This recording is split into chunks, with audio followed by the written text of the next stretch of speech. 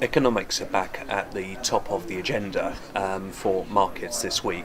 In the UK, we had the final revision of the fourth quarter GDP numbers, which came in at the 0.5% negative. Next week is going to be quite important for the Eurozone. They will be coming out with their own revisions to the GDP forecast. And I think particularly next Thursday, the market's attention will be on interest rates.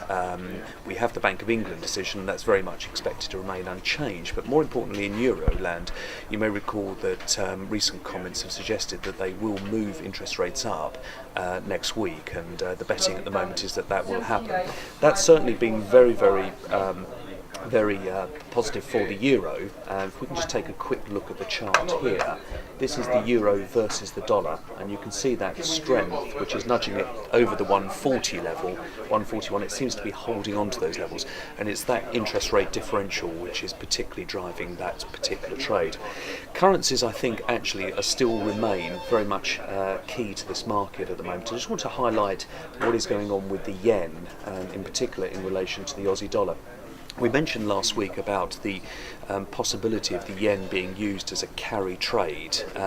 The idea here is that you borrow very cheap money from a yen that is not expected to appreciate in value.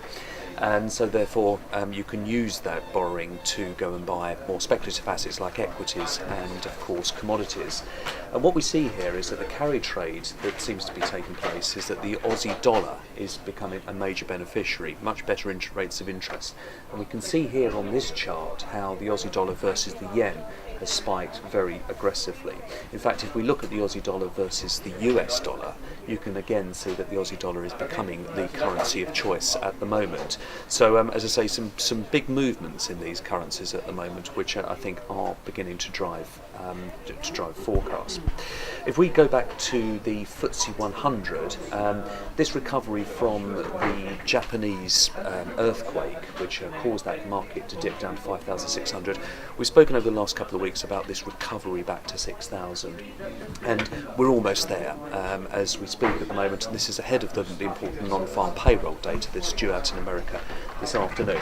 But the market is actually responding quite well. It's had a flattish week, but holding on to those recent gains.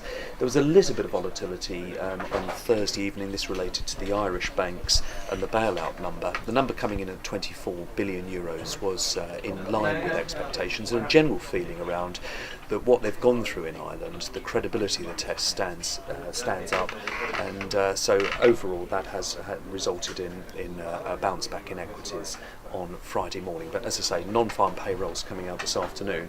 We are looking for a good non-farm payroll number, and really job creation is the one thing that's missing out of this recovery at the moment. So early signs that the job recovery is beginning to take fire. Then you would start to see possibility of the removal of QE programs out of the US and possibly bringing rates up in the US to join what could be the euro for next week. Just returning to a few stocks, a couple of features. We've spoken about retail and sort of comments that have been coming through from the retail sector. Well, these have been endorsed this week by 2 or 3 names, and I wanted to highlight Dixons. You can see there that despite the fact that retail shares have been under a lot of pressure, there's still room for disappointment. Dixons taking their forecast down by about a third, and you can see there the share price reaction, still a very poor performer. But even good quality retailers like Mothercare are warning on margins, and the focus for next week is turning to Marks and Spencer. They report on the 6th of April. Marks and Spencer are expected to be very much in line with expectations, but I think more critically, what are they doing about next year? Are they going to take the margin hit? Are they going to disappoint investors with lower profits? Or indeed, are they going to take some further cost cuts within the business? So I think a big bellwether stock for the retail sector next week in the shape of Marks and Spencer.